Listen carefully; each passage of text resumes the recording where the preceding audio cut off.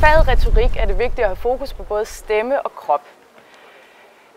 Det er rigtig vigtigt at sætte sig ordentligt ind i den tekst, man gerne vil formidle, for at få det rigtige budskab frem. Når man så har sat sig ind i teksten, så finder man måske ud af, om teksten skal læses hurtigt op, eller om den skal læses langsomt op. Man finder også ud af, om der skal holdes nogle pauser for at understrege nogle vigtige pointer. Det er også vigtigt, om der er ord, der skal ekstra tryk på for at få den rigtige mening frem. Det er også vigtigt, om den skal læses højt op, eller man måske skal hviske den. Det er også vigtigt med kropssprog.